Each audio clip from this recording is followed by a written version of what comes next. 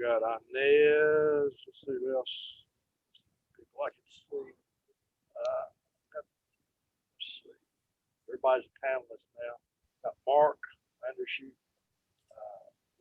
Got Anu, John Hamilton, and that's all the non-support staff that I see. So welcome everybody. So Bill, if you'll lead us off, please. All right. Good morning, everybody. Good morning. Good sir. morning.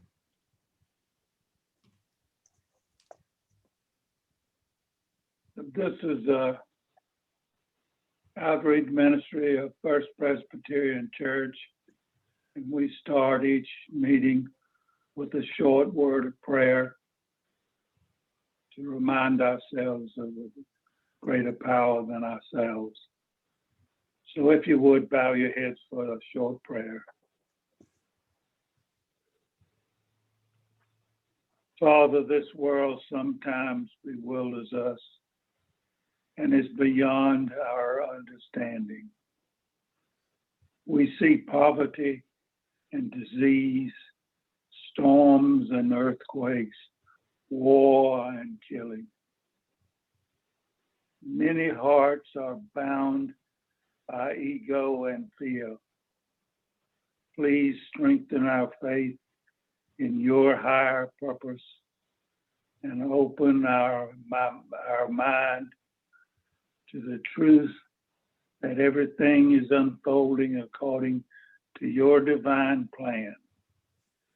Let compassion and love for our brothers and sisters flow from us, and may we all be uplifted by your glory. Amen. Amen. Very nice.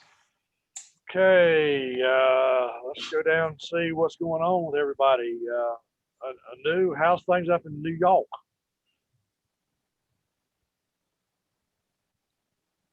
I'm still here in North Carolina. Oh, are you? Okay, did I misunderstand? I thought you were living in, never mind. No. I'm still here, but I work remotely. And I'm still working, and I wanted to see you guys. I haven't seen you for a while, and I was just curious what's going on. I was thinking for some reason, does the company that you do work with in New York? Yeah, they have an office in New York. Yeah, so somehow I got you connected to New York, so I was thinking, Yeah. well, Yeah, I'm glad I'm not in New York. Yeah, well, welcome to the sunny South, although last week Thank you. was not as sunny as it could be. Anything on the horizon? I'm still in the analytical side. My job title is informatics analyst. So doing a lot of statistical analysis, and and it's a healthcare, so it's a totally different field. But I'm enjoying it. I mean, working remotely is totally different. But yeah, I'm getting used to this now, so okay. That's good. Well, good. Glad you came back to this. Yeah, looking for change though. I mean, it's always good to look for change and see what else is out there. Well, you've never heard, or I don't think you've heard, Jeff Claypool tell folks when we used to meet remotely, the key to a good job life is to always keep looking. Never let your never be satisfied. Always find out that next step. So. Exactly. That's what I'm trying to do. Okay. So. Inez, you got any words of wisdom for us? Yeah, just in general, after I got off my mock interview with you all last week, I had 2.5 hours with the hiring manager's boss for a position that they're bringing me on site next week. All right. But it's about an hour from where I live. Huh. And then I had a recruiter from a retail company call me about a regional HR business partner role. But so I will ask now, there is a position that I'm very, very interested in. Actually, there are three that I'm working on with Guilford Green, but the other one is with Novant Health. And so if anybody might be able to help me with Novant Health, it is a manager of diversity, inclusion, and equity. So Okay. it's something that I'd really be interested in. And I will go look at our spreadsheet to see if we've Okay. got any members. And I'll send you an email. Off the top of my mind, I know we've had people at Cone Health. I don't know whether we've had people at Novant. Do you know who Yeah. you would be working for on this? I do. I don't. Well, I might have it on my pad. Hold on just a second. Tanya Blackman is the Executive VP and Chief DIE Officer. I don't know if there's a person in between, but she's the top that is responsible for that work. And I think this is an individual contributor who's in the Winston location. Tanya may be, I think Tanya is in Charlotte. She is in Charlotte. Yes. And I'm second degree to her. So she doesn't know me. But yeah, if we find other people in that division, then I'll be glad to introduce you. I got appreciate that. 150 connections at Novant, Wow. including Fran Griffin, who's their talent acquisition specialist. But you want to get past Fran, you want to go to the department. Yes. And this is separate from the person who's responsible for HR. Yeah. So that's what's going on right now. Good. Well, you've got some activity. That's always good. I have some red flags too, honestly. Uh-oh. Some red flags. But I've had 3 rounds with them going on site. Okay. So we'll see. I get no one fuzzy. I have some red flags. You're Never mind. talking about at Novant? Not at Novant, no. At With Guilford. the other, no. This is another company.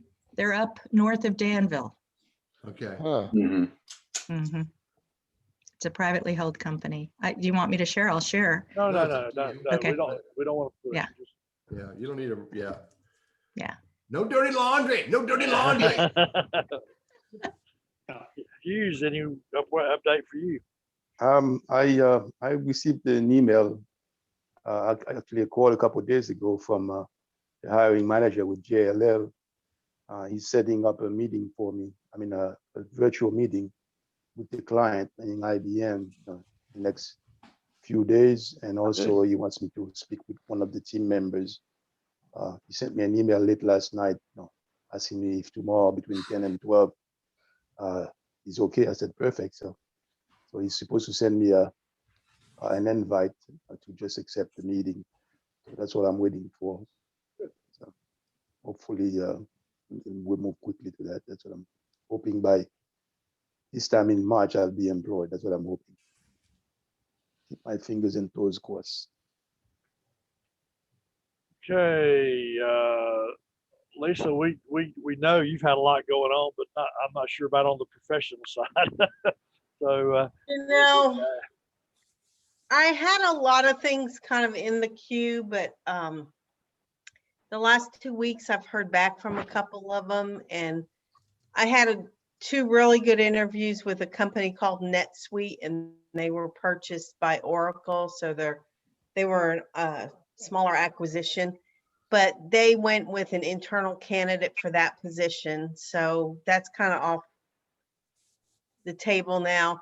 I'm trying to reconnect with, I sent a note to the recruiter I had worked with that got me in for the other 2 interviews to see, because I know they're hiring a lot more people and they relocated their headquarters to Austin, which is near me. So I'm still trying to connect and see if there might be other opportunities there. Another really good opportunity I had there, I came in second, basically. I talked to the hiring manager last week and she said, it was a tough decision, but she went with the other candidate. She did refer me to another position within the organization because she thinks I might be a good fit. The company's name, it's a human capital management company, they sell human capital management software. So I applied to the position she mentioned, and she sent a note to the hiring manager and recruiter. But that was a week ago, and I have not heard anything. So I may reach out to her later on at the end of the day to see if she can refer me to the recruiter themselves. I mean, she didn't do that. She just sent them both a note, and it was nice because she didn't just send me an email saying we chose somebody else. She made a conscious effort to schedule time and talk to me and walk through, why they went with the other person and, give me a little bit of feedback of some things.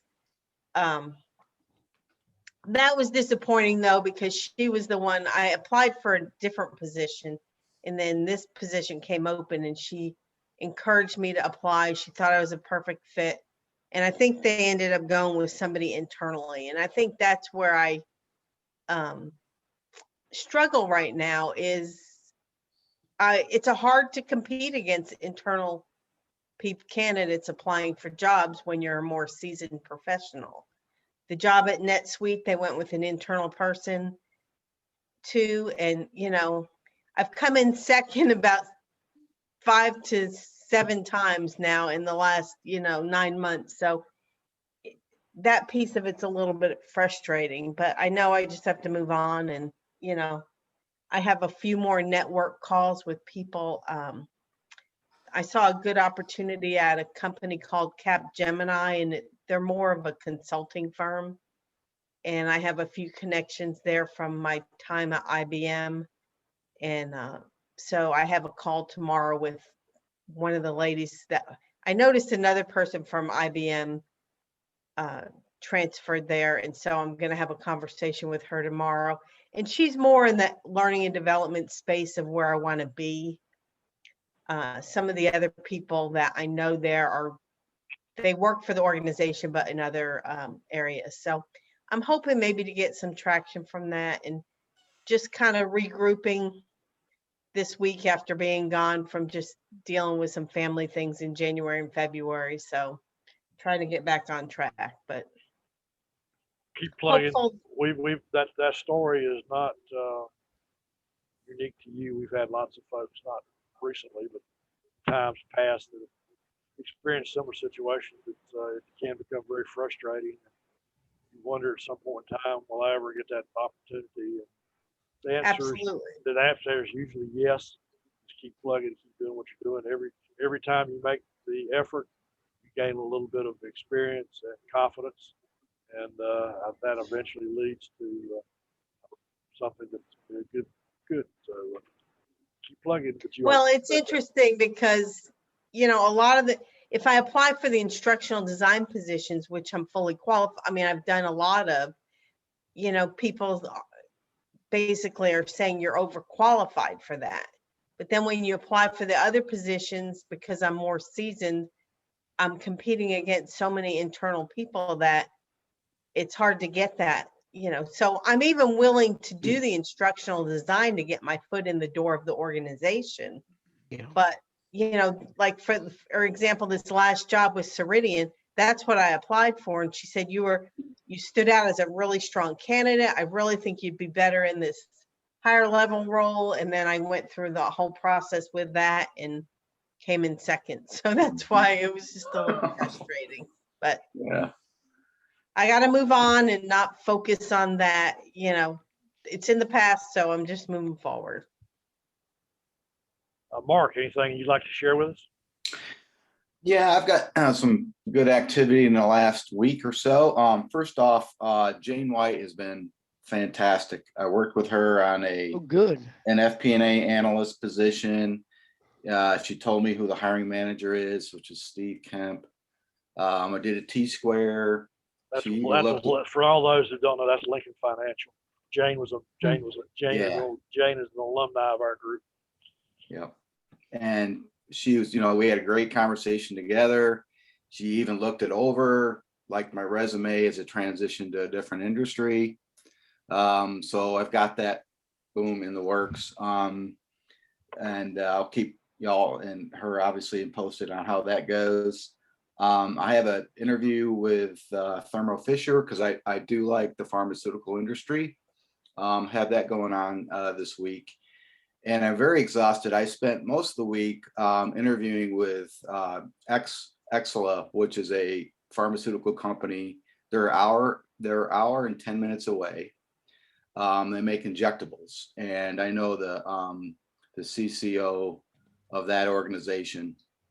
And it's a private company, very up and coming, very entrepreneurial in their scope, growing. They had, let's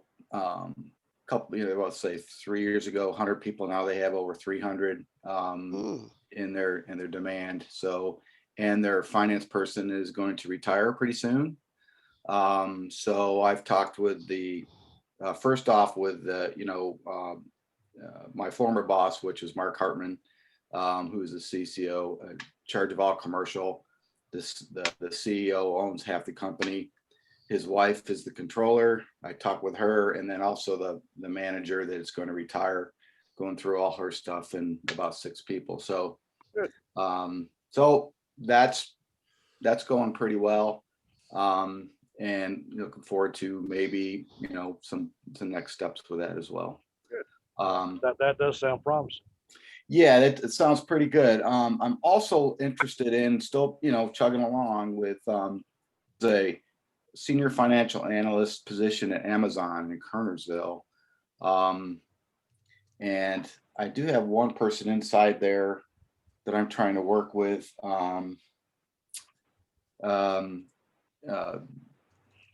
Jermaine McKenzie, who just started there as an accounting person. So I'm going to try to pursue that one as well. So, I mean, there's some things going on. So I'm pleased that things are moving forward.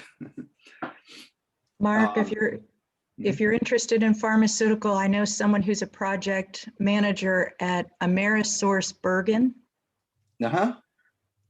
So Okay. I can Great. connect you there. Yeah, that'd be great. Yeah, he just landed there last year. Oh, okay. Cool.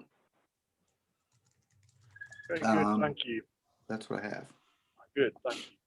Braxton, anything going on in your neck of the woods? I had my second interview with Tipper Seeley last week, and it went real well. I had to complete an assessment.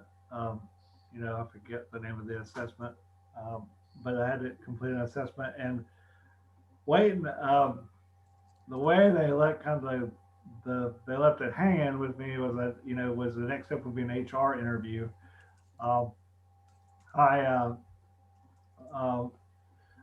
And so I've been waiting. It's been a week, and I'm getting ready to log on and see if there's any kind of message on the system for me. I don't think there is. I think an email would have come through, but I'm just sort of wondering how long I should wait before I follow up with them. If I'm not sure what it may just take some time with HR to do that, or because I have a good feeling that they would have let me know something if they weren't interested. And then I haven't heard anything. I'm thinking that's a pretty good sign, because the person I was interviewing with, if the team hadn't liked me or didn't think I was a good fit, I think he would have let me know right off. So that You might want to ask Mr. Claypool what he thinks about that. Jeff, you listening? Yeah, I would say that you need to go ahead and follow up now. Mm-hmm. The other thing, who is the HR person? I haven't talked with HR yet. It's just been with the. Do you know the name of the person that you're going to be interviewing? No, I don't have I don't have an HR interview with them yet. That was the next step. Okay, if you get an HR interview, you can let me know, and I'll be more than glad to try to help you out. The individual that I worked with there, well, there's an individual named Jeff Bush who's in HR, And he could be one of the persons that you're talking to. Another individual in HR that you could be talking to is Sarah East. And so when you find out the name of the person that you're going to be interviewing, give me a call and I'll see what I can do and find out. And the other thing you might want to do is send me a copy of your resume. Okay. So I can take a look at that when I'm talking to them. But again, and I've heard a few of you talk about having somebody inside to help, and I can't tell you how valuable that is. If you can just get somebody on the inside to help you with who you're going to be talking to. You're going to be talking to Jeff Bush. I'll tell you a little bit about Jeff Bush. You're going to talk to Sarah East. I'll tell you a little bit about Sarah East. And maybe the best way to approach those two individuals as far as the interview goes. And the other thing is somebody putting in a favorable comment. It can be very, very helpful for you as well. And so again, once you find those things out, let me know and I'll be more than glad to try to help you. Okay. Because I was at Sealy for 18 years. Okay. And then In helped what department do you work in, Jeff? HR. But Oh, yeah. Yeah. let me ask this real quick. Over the last week, what could they be doing? You think about? Yeah, there's a lot of things. There's a lot of things they could be doing. A week doesn't surprise me. And they're working with a number of different candidates. And as hard as this is to believe, they're working on more than just a job you're interested in. There's a few other things that they're working on. And so they could be hiring, they could be labor relations, they could be employee relations, benefit related. They do more than just hire. So one of the problems that you run into sometimes with HR is that you're working with people that are doing a number of different things. And I don't like the idea that it's a week. And I always encourage them to, when I was there, always encourage them to get back quicker than a week. Because I always said 3 days. There's no reason for it to go more than 3 days. And you ought to be able to make up your mind or let them know where you're headed as far as the next step is concerned. So, I would say, and I know when I left there, they did more than just hire. So it's one of those things. I wouldn't be concerned about that, but I would call and I would remind them that I'm very interested in the job. I liked what I heard. And ask them who the person is you're going to be interviewing with. So yeah, so that from an HR standpoint who that is.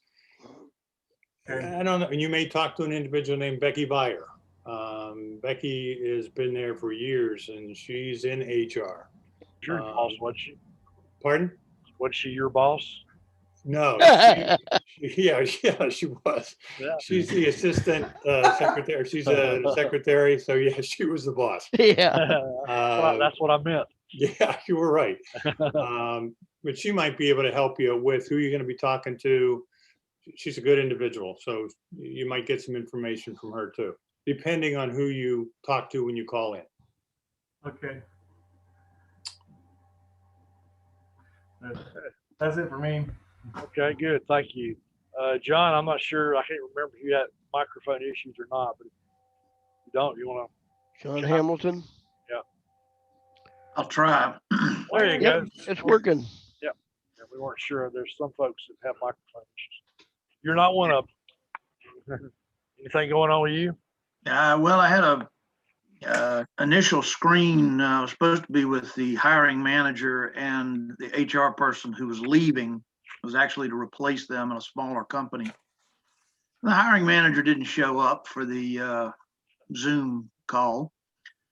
So it pretty well told me what was going to happen there, but it was sort of an interesting conversation. The HR person who was leaving has less than a year's experience and was going through all of the behavioral questions of tell me a time you had to change the company culture and da da da da da da.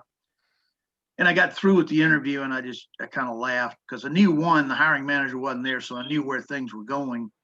But I'm sitting there going, I've had more work anniversaries than this guy's had birthdays. Yeah. He can't even tell me the company culture where he is, and he wants me to talk about, all the things that I've done. And I just kind of chuckled and moved on. So, starting a new week, looking at some new opportunities, and got some applications out and got people inside some companies that are trying to help, but they're not sure what's going on where they're working. So they're not sure how much, why they can't be more help. So. Yeah, good luck. Okay, and lastly but not least, we welcome back Michael Joyce. Michael has not been with us for a while. In fact, I'm not sure you've been on a Zoom meeting at all, have you, Michael? Oh yeah, I was on back in November before I had I couldn't remember. had some major laptop problems, and Oh, it took 2 months to get them fixed. So Wow. too bad. it Bummer. was an issue. But lately, I got a rejection from Wake Forest University yesterday about a job. Duke Energy, the job I applied for, is now on hold. One of my friends at Duke Energy just sent me an email this morning, tell me about a position he wants me to apply for. And besides that, I'm just, networking and filling out applications. Yeah, I saw your email that you sent to us. Sound like you've been going through a lot lately. Oh yeah. Well, thank you. Okay, good. Okay, I think that's probably covers everyone that I saw on the meeting. Anybody, see if anybody else is joining us up? I think that's it. So, I guess we can start. Jeff, you ready to Sure. lead us? Yeah. Let's see. Inez had an interview last week, and she had an interview with Steve Sheffy. Looks like he's even on here. He had an interview. She had an interview with Steve Sheffy, and then this other individual who was just promoted to Vice President of Human Resources named Teddy Burriss. And so 2 easy interviewers. Yeah, right. She should definitely get the job. And I think Steve gave her Steve, what number did you give her for the interview? 1 to 10? 7. 7. And Mr. Burriss? Yeah, I went with a 7 as well, I Yeah, believe. I thought you both went with a 7. I think I heard high 7. Is it a high 7? It's still a 7. Don't get greedy. It's okay. It's better than the first time I ever did that. Yeah, That's no, like no, no. I think when my Steve, wife, yeah. when I think asked I'd my go. wife out the first time, she said no, and I thought I heard her say maybe. Yeah. Yeah, I thought I'd go for that high 7 there, Inez. I thought basically, as far as the interview is concerned, I thought you did a good job. I thought your eye contact was good. Voice inflections were good. I think you for the most part stayed positive, but I'm going to come back on that one in a minute. I think you tried to do that. You were calm. Didn't display any nervousness there at all. It's almost like you knew both of the interviewers. And you did a good job with that. Smile was good. You used the thank you a few times. Good thought process. You were enthusiastic. I thought you did a good job in those particular areas. You even mentioned one of your reference letters, which was a supervisor, which caught my attention. If you would have said your reference was from your minister, it would have gone right over my head. But you did use a supervisor. I can't overemphasize the importance of a reference with the supervisor. And you did that, and I thought that was good. One thing that I was a little unclear on is when you talked about human resources, compensation. I don't know how much you didn't talk too much about compensation, whether you did those types of responsibilities or not. I don't know. Benefits, employee relations, I know you did, but I don't remember hearing much about labor relations. Have you done any labor relations work? very, very early in my career. So I do not have heavy labor relations. I normally would approach that by saying I have a very strong employee relations and building a employer of choice environment. I have actually been part of trying to make sure that unions didn't get in actively. Yeah, so you were basically, you were in a situation where trying to remain non-union. Correct. All right, that's good. And I would say at Sealy, that was one of the things that was important to us, was the fact in 18 years, we never lost an election. Now, we did have some unions that were in the company for a number of years, in large unions. But they were individual contracts, no master agreement like Firestone. Firestone had a master agreement with all the plants in it, which was a mess.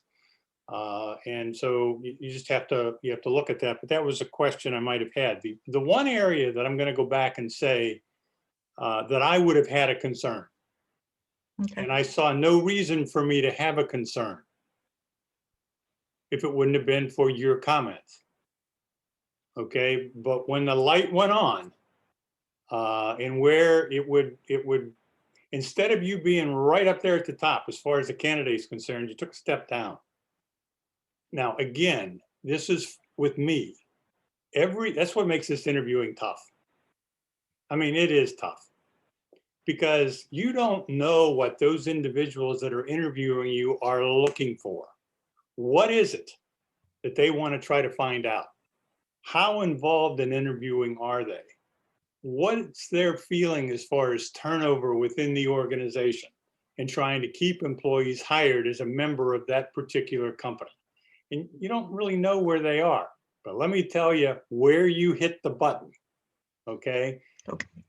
The button was when you talked about Hershey, and you talked about your experience there, and you talked about Stone. I think he was the plant manager. Yes. I tried to write a lot of this stuff down so I can remember it a week later. I'm impressed. Especially when I got to go back and think you're a candidate. So you left, and I think Mr. Sheffy, he had some type of a question there in the beginning about the fact he wanted to know the different places that you worked. Mhm. What are the other things you mentioned, Steve?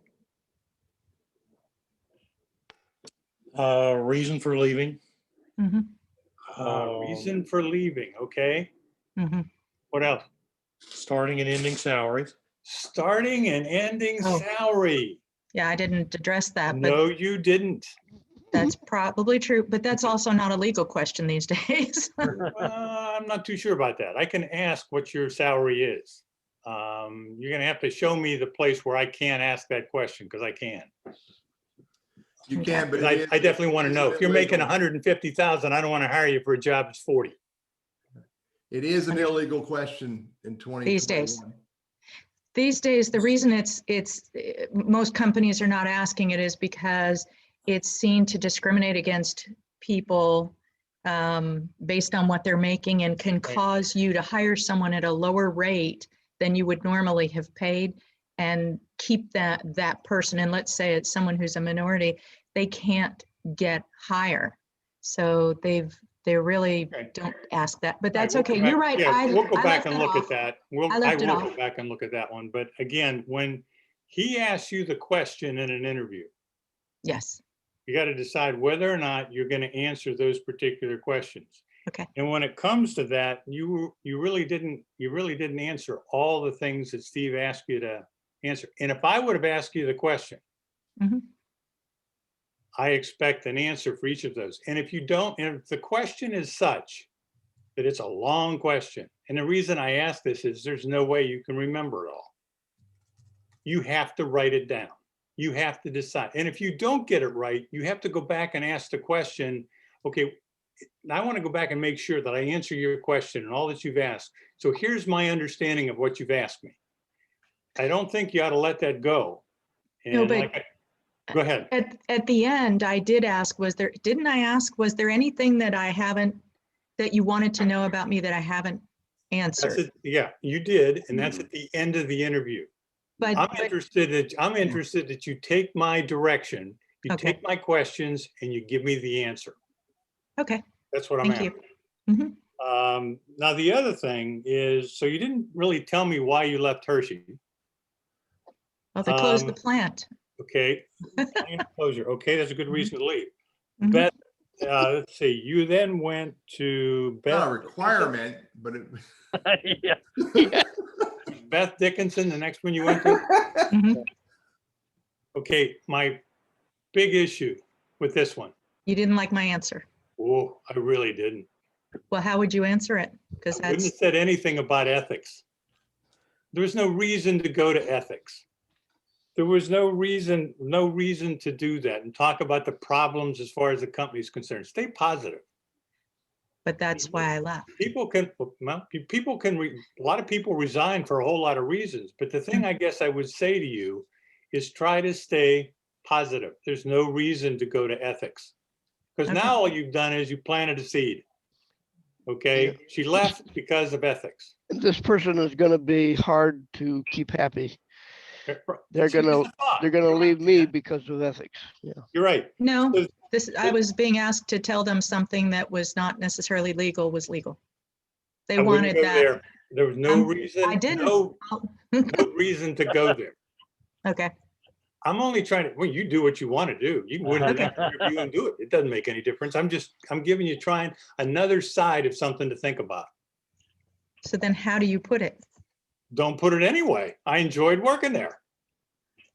So why did you leave? I decided that I wanted to try to work in another area. I saw an opportunity. It was much better than what I was getting here. There's a whole lot of different things you can say, but you know, you're looking for a particular job. You saw something at Nestle that you thought would be a very good job and a good opportunity, and you decide to take it. Stay positive. Okay. Don't go to ethics. Don't be negative about supervisors. Stay positive. So you go to Nestle. What did I hear at Nestle? Change and conflict. No reason to go there. Okay, You're trying to get a job. Stay positive. There's a whole lot of things you can talk about. But again, it's one of those situations. I'd stay positive.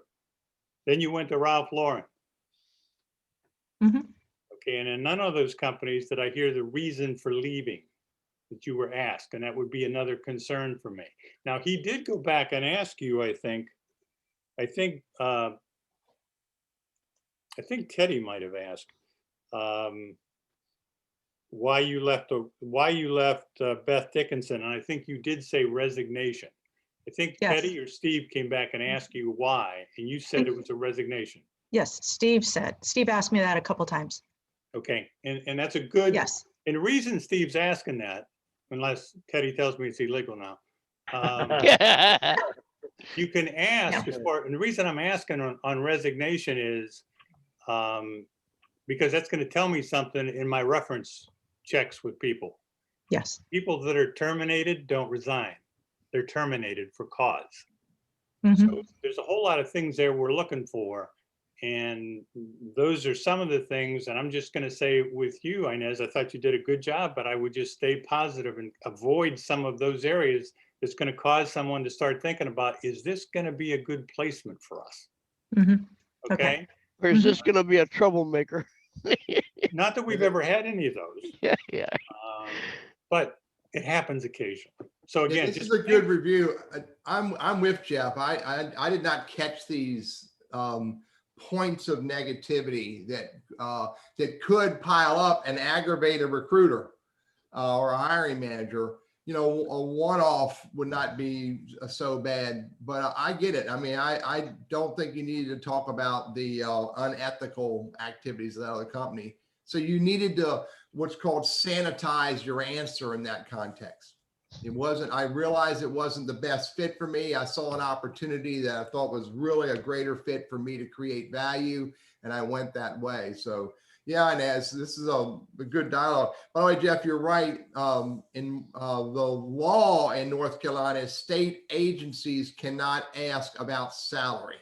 That's the law in North Carolina. However, many North Carolina organizations are adopting the state agency perspective and not asking about salary in any conversation.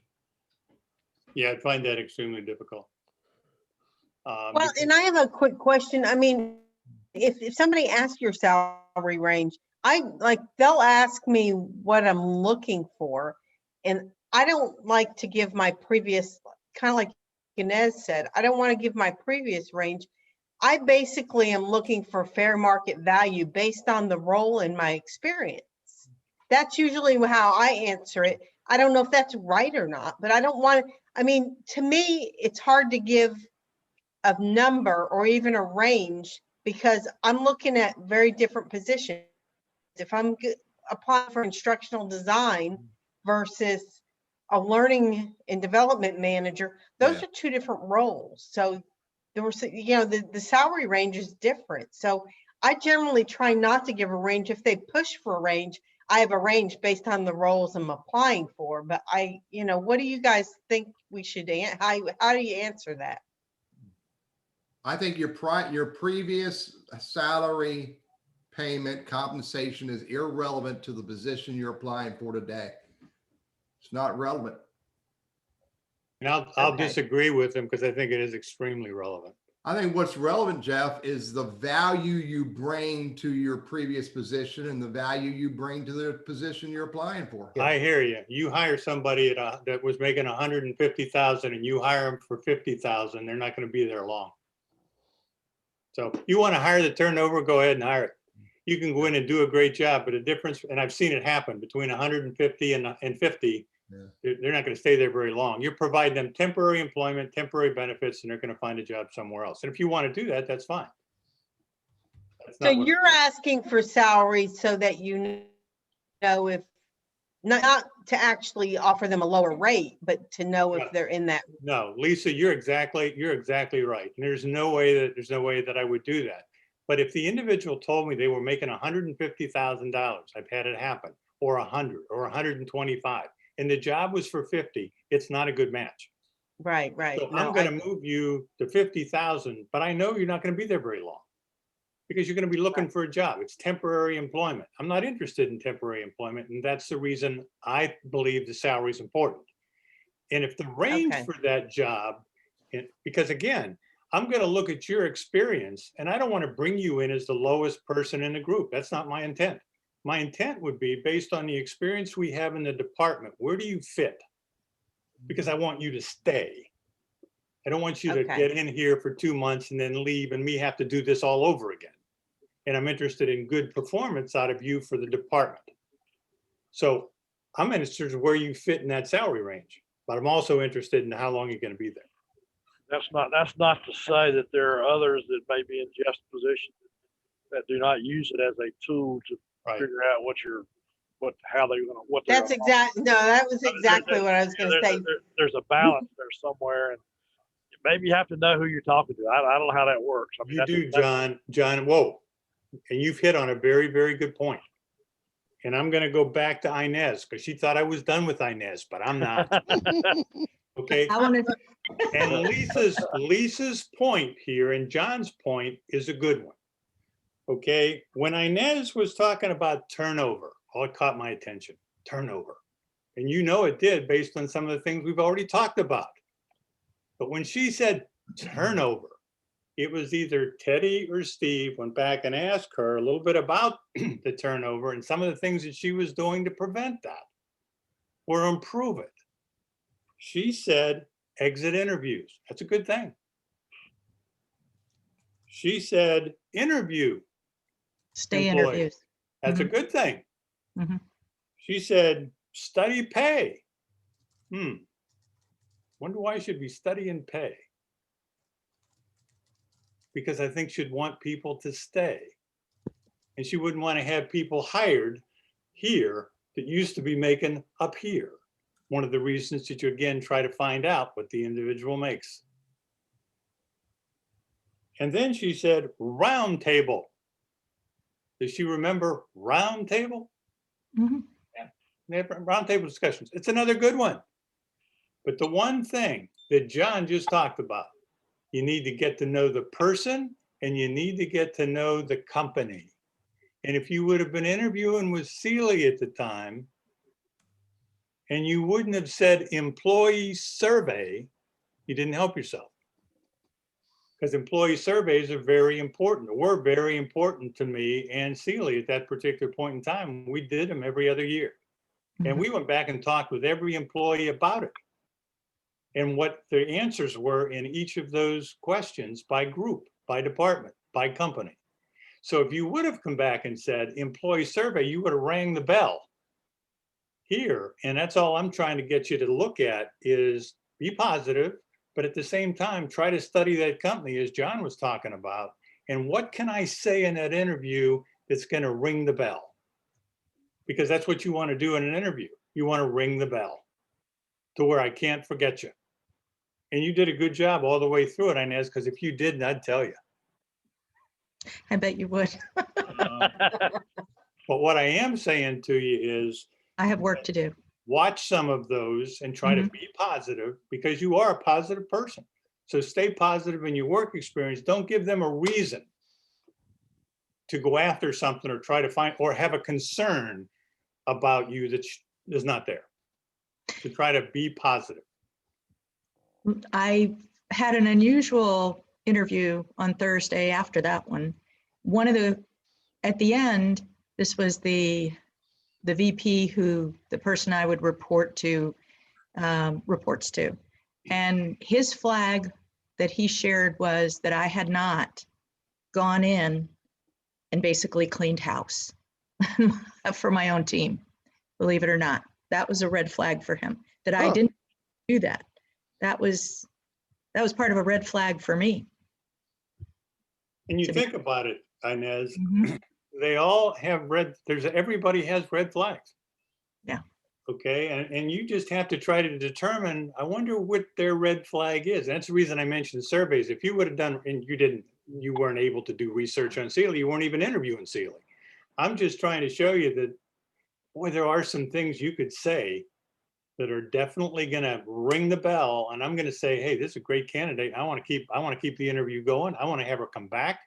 And I want to have her look in this particular area. So again, try to be positive, try to find out what's that company doing in human resources that I can make a big contribution to and improve and help them improve their overall quality of work life. And one way you would have been able to discover that if you hadn't done the research up front, which was the idea that I offered to you, Inez, is every answer you give can create an opportunity for you to ask a question. And then, the guy would have said, employee surveys, and you would have like, oh, wow, maybe that's something I should talk about. So you got to try to make it by a conversation and not a what's it called? Interrogation. A jailhouse interview. Yeah. That's what this sounds like. And let's go back to that question about starting and ending salary. I was looking more for growth in what they were paying. If your starting and ending was the same thing, I wonder why. And that was kind of tied into the fact that you had some very short, you had, I think, 1 2-year tenure and 1 3-year. Right. You had, I think, 1 at 6 and 1 at 7, if I remember correctly. So no long-term association at any of the companies that were on your resume. So that was kind of a secondary point of where I was trying to go. Okay. And why? Why were you headed in that direction, Steve? Short tenures. It's a turnover question. Why is this a person that has difficulty adapting to new situations? So that's where I was going. Yeah, and it's a great thing to think about. And many companies have salary ranges. They have salary ranges because they want to pay people fairly. They want to make sure that if they put you within that range, it's a fair range and it's competitive with other companies. And so that's part of the reason that salary issue is going to be an important one, and where you're going to fit within that particular range, because that's going to possibly determine what the turnover is down the road. So one of the things in looking at a beginning.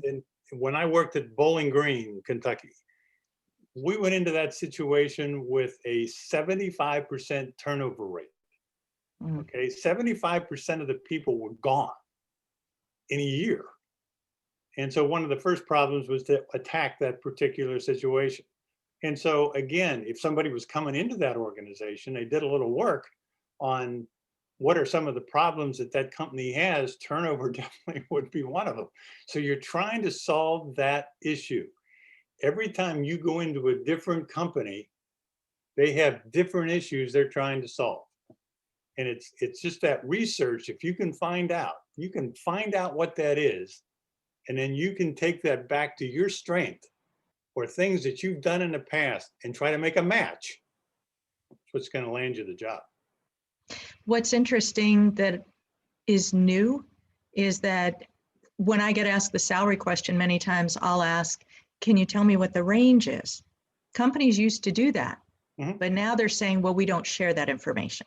Well, And that's some people, Inez, would not do that. And the only thing I can say is at Sealy, we would have. If you would have asked me that question, I'd have given you the answer. Because when you start to work there, you're going to know what the range is. So again, I want you to know up front.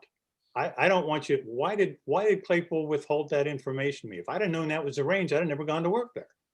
So I want it to be up front. Another question that people would ask me would be, what's it like to work at Sealy?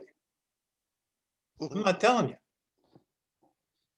Now I would get this look like, what do you mean you're not going to tell me? You're right, I'm not telling you. But after the interview's over, I'm going to take you into another room and I'm going to let you go through the employee survey of all 7,500 people who will tell you what it's like to work at Sealy. That to me was important. I wanted you to know that. Not from my perspective. I wanted you to see the good, the bad, and the ugly with regards to what people said, because I thought it was important that you know coming in, that's what it is. And it looks to me like that person's being honest with me. I couldn't be any more honest at what's it like to work in Sealy than to give you the whole survey and say, here it is. As far as the salary issue that we were discussing, entering salary, the tricky portion of it is that, and that's the minefield I usually find myself navigating. You want to, of course, get hired, but you don't want to, again, you don't want to shoot yourself in the foot by starting too low and working your way up. So in the meantime, what I've been doing, and that which what I just learned here, that's really not a good idea to share what your previous salary was. And I try to actually, I don't know if it's ethical or not, but to just add maybe another 5-10% of what I was making and say, well, Don't do it. Excuse me? Okay. So how do you avoid? Let's start with one thing: truth. Tell the truth. Okay. Yep. I understand what you're saying. I understand what you're saying and why you went after that use, but I would stay with exactly what the truth is. And to your point, if somebody asked me, and they did, when I went from Firestone to Sealy, what's your salary? This is what it is. I don't mind telling you. This is what it is. And I got news for you, Malcolm. I'm not going to work for any less. But they're asking you what is it that you would want to work for them. So of course you would want not only what you're making, but at least that's your baseline, but you probably would like to get something more than that. So how do you negotiate that? Because you've got a situation where you've got other employees in the company. This is more than just about you. This is about everybody else that's in the company and trying to treat them fairly, because we come in and Hughes is a little bit loose with his comments about what his salary is, and someone else finds out that we're paying Hughes $25,000 more than I'm paying Inez. And Inez really has more experience than Hughes. And all of a sudden I've created a problem for myself within the company by really a hire and giving somebody a salary that I shouldn't have given them. But for instance, I was in a situation where, okay, for instance, Inez may have been with the company a long time, much longer than I have, but I was in a situation where I was coming I was applying for a job that did not require a professional engineering license. The job was requiring 7 to 10 years, and I was bringing 25. And the person was, offering me the entering salary of the range. And that was the excuse that I was given, saying, well, I have people with me for the last 10, 15 years, and they would be making less than what you're asking. But my answer was, well, you have to see how much more that I'm bringing to the table too.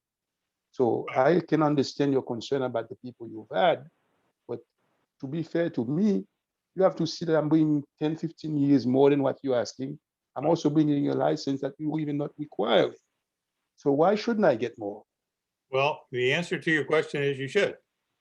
But what I'm telling you is that you are competing and also interviewing with people, I'd like to say, that have done a lot of work in the past with human resources or with supervising a department, and they want to be fair with people. And again, there's nothing wrong with going in and asking what the salary range is. I don't have any problem. I wouldn't do it on the first interview. But after you get in there and you see things are starting to go good and they kind of like what they see and they'd like to get you to work there. That's kind of what I said about, and I want you to think about that. When I went to work for Sealy, they asked me, what's your salary? I gave it to them. Malcolm, who was the chairman, said, no, I want to hire you for $10,000 less. And I said, Malcolm, I'm going to be very honest with you. We've met now on 7 or 8 different occasions. We've had dinner, I don't know how many times, and I'm going to be honest with you. I'm not going to work for less than I was making for Sealy. Now, that was a decision I made. I could have taken the $10,000 less and gotten the job right away. Took me 2 more interviews to get it. But I went to work for Sealy at the same rate I made at Firestone. And Firestone was a whole lot bigger company than what Sealy was. But he was willing to do it after going through all these interviews. You've got to determine, do I want to work there? And what salary am I going to go to work for? And you got to be satisfied with that. And so you got to go through and you've got to determine on your own what you're willing to do. I made that decision individually. And I said, no less than what I'm making for now. Now, where that was easy for me, I wasn't out of work yet. I was still working for Firestone. It's really easy for me to get into that type of situation where I'm saying, Malcolm, no. But if I'd have been out of work 6 months, if I'd have been out of work 9 months, my answer to Malcolm may have been a little bit different. Well, that's where we find. That's where most of us find ourselves in right now. Right, you're right. I may decide that, you know what? I've been out here a little bit. I'm beginning to feel a little bit of this unemployment here, and I'm not real happy with it. And I need to get back to work. And also, you know what? I'm eating into my 401k. Yeah. And you can't afford to do that. And I need to get back to work. So you know what? I'm going to be a little different on this starting salary. So it all depends on where you are in the process, but you got to know where you are and you got to think about it. Okay. So you're saying do not inflate the number. Just say what it is. I wouldn't use. I would stick with if you don't want to give somebody your salary, that's up to you. Now think about it. If I ask you that question, if it's me, even if I know that they're not supposed to ask it, I'm going to give it.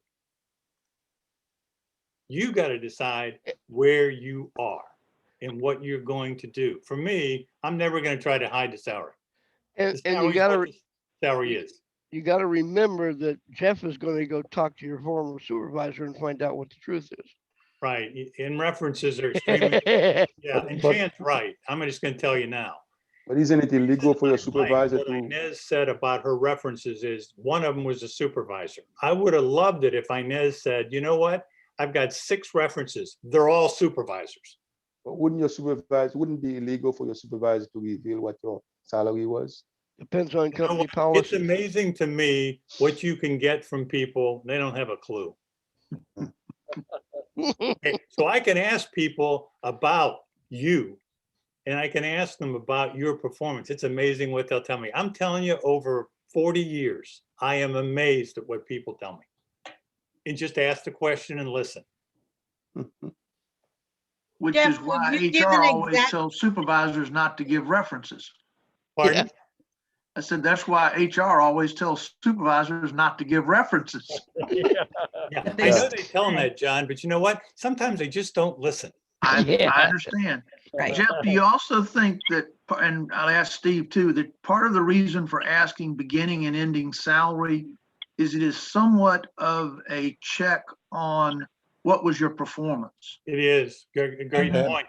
Great Yeah, point. absolutely. Now, the other thing is, let's go back to what John just said. Part of the reason, I know what companies pay. Salary ranges. I can go in and do all kinds of salary surveys, and I can kind of see where people are, and I can find out what people are making over at some bank. I can find out what salaries and salary ranges are. It's not hard for me to do. So again, if I look at where you start and where you are now, I can pretty well tell, is he getting 3% a year? Is he getting 3.5%? What is he getting per year? What is she making per year? And I can see, then I can also find out in that company sometimes, what are the ranges of performance? You see, this is where the disadvantage is. Just what you said. As a HR personnel, you can do that survey and find out the range, what's normally would be paid. Right. Now, I did that, for instance, for an interview with the position that I applied for. I found out the range was, for instance, to the position I was interviewing for, let's say the low 100s to 125. And when I went there, and of course they liked me, and we were discussing number. The first number I was offered was 89. And I said, well, that's not, that's really not.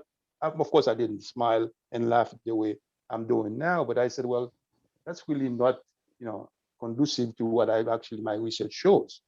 And I said, my research shows is between the low 100 and 125. And I was told, well, actually, no, because the person you're going to be reporting is in that range. They didn't tell me exactly what their number was. And they said, so the numbers that they were discussing at the time was just 94, and that they couldn't go higher than 94. Well, again, you're deciding something on your own. Is this a place I really want to work? I mean, well, at the time I was already working, so I didn't have to take that. So right, but what I'm That's saying is, to get a job, do I really want to take a job with this company if that's the way they're approaching the overall salary situation and the range situation? And I think that's exactly. part of what you have to decide. And is every company cut out for you? No. One of the companies that I interviewed for was Davy Tree when I was leaving Firestone. I knew that wasn't going to work out. I knew it wasn't going to work out based on what their structure was, what they had done with HR, which is basically nothing. And I knew, and where they wanted to go was not where I wanted to go. And employee involvement really wasn't something they were interested in. I knew that was a disaster waiting to happen. Because the minute I go in there to the chairman and I want to do a survey, I know what he's going to tell me. Well, we're going to tell him the good things. No, we're not going to tell him the good things. We're going to tell him the good things and the bad things, because you can't improve the bad things until you tell them about it. Not that I have an opinion on that subject. But you always want to make things better for people. The only way to do that is involve people. And fortunately, I worked for somebody at Sealy that listened. And again, it's a tremendous 18 years. I loved it. But again, you got to decide, what information am I going to give? Anything else on Inez's interview? Looks like that was the whole program tonight, Jeff. I've never had so much attention in this meeting. There you go, Inez.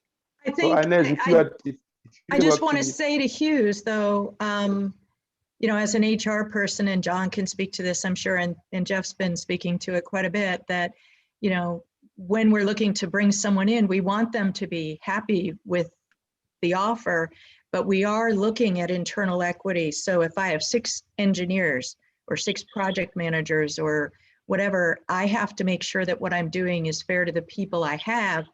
I may bring someone slightly above, but that's because they won't get an increase in the next merit cycle. but I have to look at that. Or you And do, unfortunately, in the real world, if I'm a 25-year employee and I've been in that role, I've been an engineer and then a senior engineer, chances are someone from the outside is going to be able to make more money than I do. And that's hard, but there's internal equity where sometimes there are mid-cycle increases to try and bring someone up where they need to be that's been in the company. But it's one of those things where you don't manage that, but somebody else is looking at that. I can tell you, I've sat in a situation where they brought someone from the outside, highest paid supervisor or manager. They weren't the best. So, all that history, all that experience goes into trying to make the right offer to attract good talent that works within the internal equity of the system. yeah, good way to put it on it. There's a lot of truth to that. And again, you're trying not only to hire that person, but you're trying to keep everybody happy within the organization. Good point on that was compensation. Mhm. We actually did good on the compensation area when we talked about it with employees, all 7,500 of them, because they basically knew that they're going to try to be fair with us. Training, that was the area that we really got hit on every time. But my whole contention on that is that I feel as if companies are more tend to be fair with their own employees than the people that they're bringing in. Even though they do say that they want to be fair with the person that they're bringing in, but I think on the balance, they're more fair to people internally than people coming in. And that's just my opinion. I don't know if there's And any every facts. company is different. I mean, again, it's what is the quality of work life at the place where you're going? And that to me is an important question, because that's going to determine how long you stay there. Quality of work life is going to determine how long you stay at that company. Yeah. Well, And I got to be honest with you, if Firestone doesn't move, I mean, we moved 12 times, but if Firestone doesn't move that corporate office for the third time in 4 years, across state lines, I'd probably still be with Firestone. I had no intentions of leaving. I love the company. I love what they did, and I love what they stood for. But boy, did I find out that there was another one out there that was even better than Firestone. And that was Sealy. Yeah. So again, it's amazing where your journey is going to lead you. Yeah. Jeff, Okay. one thing about the salary, and this goes back to a former company that I worked for. We had salary ranges, max, min, and midpoint. If you brought someone in, they had to be at least the minimum for the job grade. Yeah. But if after 4 years, they were not at or above midpoint in the grade, weren't making job rate, they had to be moved to that job rate. It's assumed that they've been there 4 years, you've kept them on, they should be considered fully qualified to do the job. If you had to make a big jump with someone, that went against your merit increase budget, just like everybody else. So that took away money that you could use for other employees. So you wanted to bring somebody in that you felt reasonably sure was going to be able to be at or above midpoint within 4 years, or you were going to have a budgeting problem in that fourth year. Right. And again, that's good. That's a good example. And every company is different, but it's important to know as much as you can about those companies that you're going to try to go to work for as you can. A lot of Well, John- times, the other thing that you're going to run into that would make what Steve said tough is because of the budget maybe that company gave or didn't give, because they withheld merit budget. There was no merit budget that year. That kind of hurt you getting to that fourth year because there was no way you were going to make it. So you have to kind of look at what the company's policies are, and that kind of determines where you're going in the future as well. Sometimes chairman and VPs and presidents don't necessarily focus on what they should be focusing on. But and one, excuse me, one, I was listening to what Steve was saying. You do have a range, but you always have to bring the person at that entry point of the range. Now, all the details that Steve explained, I understand that, but to the person coming in, that range, when you actually, if you even make it public for the person to know, that range is really just a carrot to bring the person in, because you already know you're not going to bring that person above that entry point. So is there any other bargaining chips that you can use if that entry range is, not acceptable? Hughes, I probably didn't make it clear. I had to bring them in at least at least the minimum. They could be brought in at more than the minimum. If I brought in somebody with 20 years experience in what we were hiring for, I could start them at job grade. Okay. That was up to me of Okay. where I wanted to make the offer. But then the merit increase budget was something I had to work with every year. Okay. I get it. And there's a lot of other things that you can go back and use to get somebody to come in to work for you and still be fair with the salary. You could go ahead and I would offer somebody a particular salary, but I knew I wasn't going to get them. Okay, the salary is what they were. It was a fair compensation, but to get them, I might go after a signing bonus. Yeah. There was many times that I used signing bonuses, anywhere between 5,000 and I think the furthest up I ever got was $25,000. That sounds good. Now, That the other sounds thing good. we're not talking about is what's the bonus? What's the bonus of that particular job? Is it eligible for a bonus? If it is, now you got something else to talk about. Yeah. And the other thing you ought to be talking about when you go in for the job is you ought to make sure you understand, is this a bonus eligible position? And if How they do you say find no, out? then you know it's not. You ask that. Know that. I can't get over how many people come into an interview and go through the interview and never ask a question about the compensation or about the bonus. Is there a bonus for that particular position? When is a good time to ask that question? As far When as they're trying to get you. Okay. All right. You can kind of tell when it's shifted. Okay. Now I'm not interviewing you. I'm kind of recruiting Inez. I kind of called around and that ethics situation really wasn't anything that I should be concerned about. And I really want Inez to go to work for us in human resources because I'm going to replace Burriss as Vice President of Human Resources. I think Inez can do a pretty good job in that area. So Inez, I'm going to offer you not only the base salary for that particular position, but I'm also going to offer you $25,000 to start the job. But Now that's that'll be paid over a certain period of time. It's retention So- again.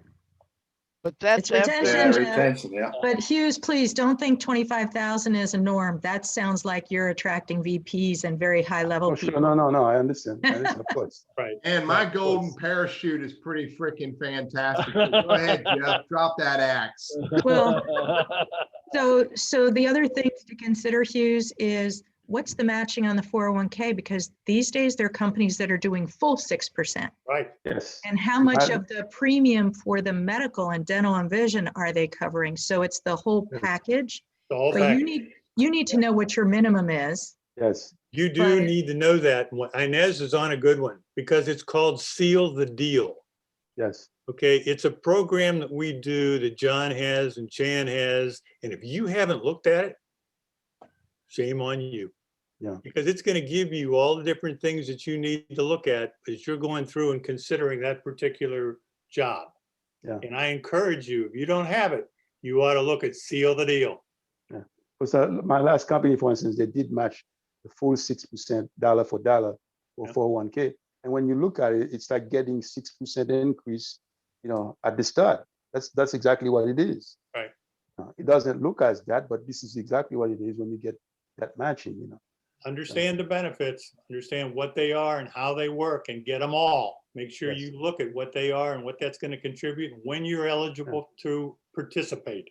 Oh, another thing I found out recently, besides the 401k match, a gentleman I'm speaking with who actually works for JLL, and from what he told me, for instance, for your HSA, you're allowed to contribute, let's say, $7,500 to the HSA if you're under 50, and the company match 50% of that. So, and I think 1,000 more if you're over 50, and they match 50% of that. That's on top of whatever else they match with the 401k. So that's even better. So There's also many companies that have stock option programs that you can, it's like a 401k. You can go ahead and contribute and buy stock in that particular company. And when you put in so much money, they'll match it with so much money. And there's, I don't know why people don't do that. please point me toward these companies. I don't know why everybody is not right in that type of a program, but it's one you ought to look at, because I tell you what, it can make a difference over 18 and 20 years. I remember my wife and I had a conversation when I started with Firestone, because I wanted to go into the stock option plan and I wanted to buy stock and they were going to match it. Now, it was difficult starting out. I understand that, but I thought it was worthwhile. Yes. And we finally agreed that, okay, we'll do it. And am I glad we did. I concur.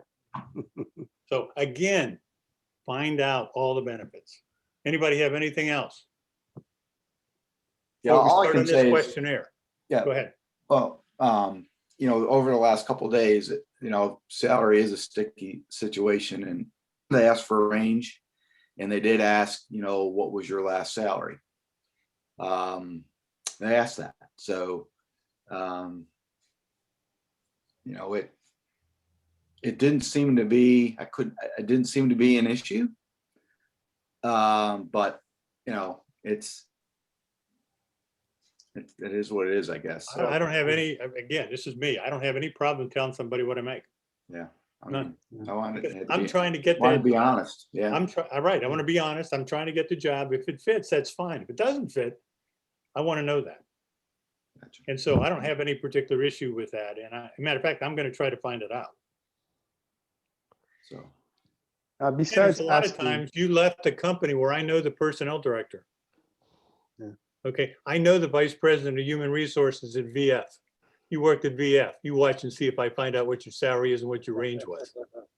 I'll find it out. Yeah. Okay. oh, by the way, Mark, I like that painting you have on the wall. Is that a painting or a picture? Right on your left or your right, I believe. It's like someone riding a horse or something. Yeah, that's my son carrying his golf bag at Kiowa. Oh, really? Wow. Yeah, we're a golfing family, and we like that very much. But yeah, we're walking up the 18th hole to the clubhouse with the ocean in the background. You don't give free lessons, do you? What's that? Free Yes, lessons? I do. I good. actually teach. The keyword is free.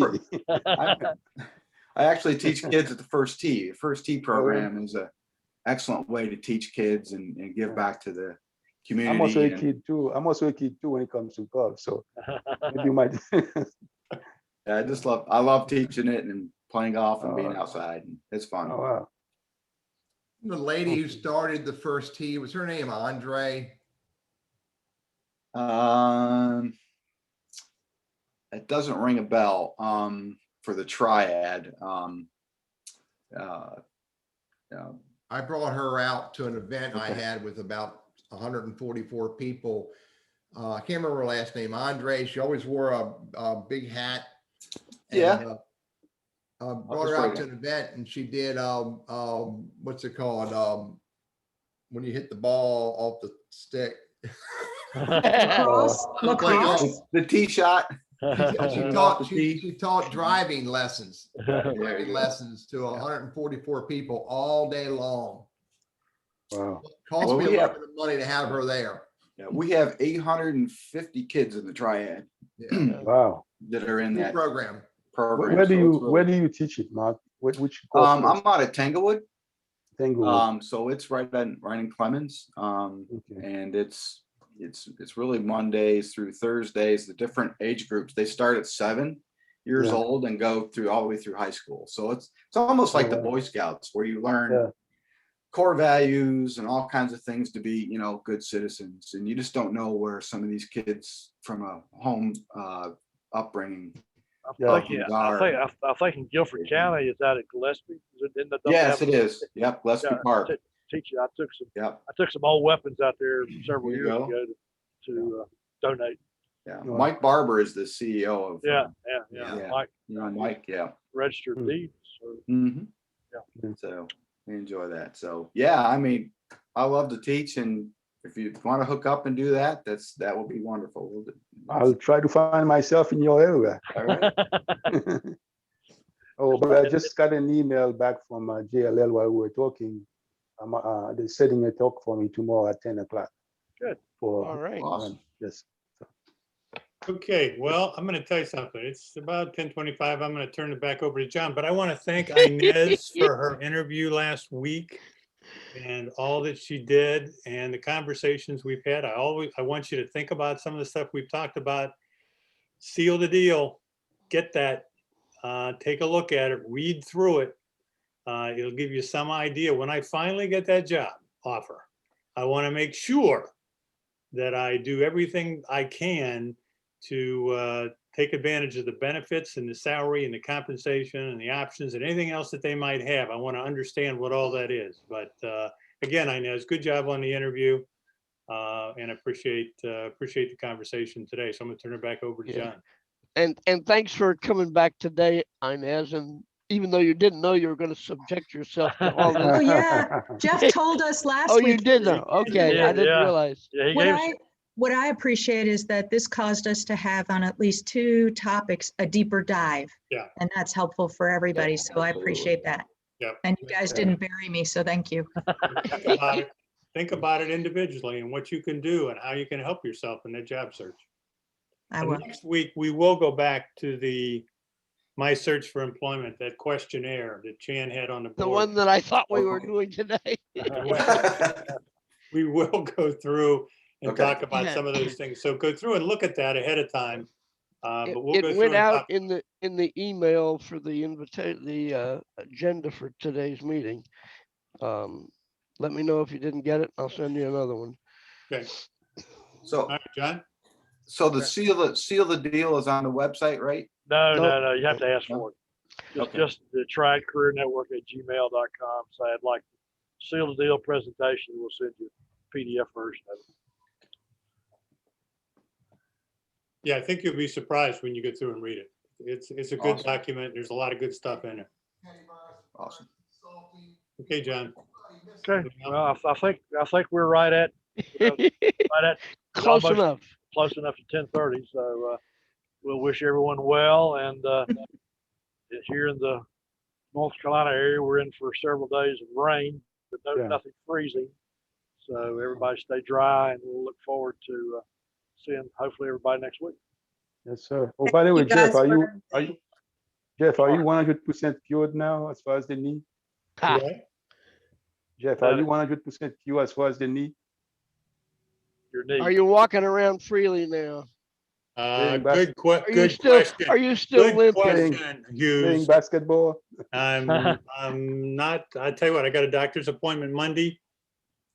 This is going to surprise you, but I've got a page already filled out with questions. Surprise me. No That knee is surprise. That knee is not not improving. surprised. Well, I think Just it one should be. page? Page, Just So one far. page?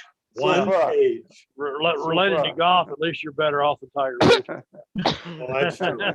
That's Right. true. Yeah. Definitely true. I Yeah. appreciate you All asking. right, good, Yeah, good. nice. Okay, we'll see everybody. Teddy, thank you Thank you, again for gentlemen, hosting. Thank you your so time. much, everyone. Thank All right. you. Thank you for your See time.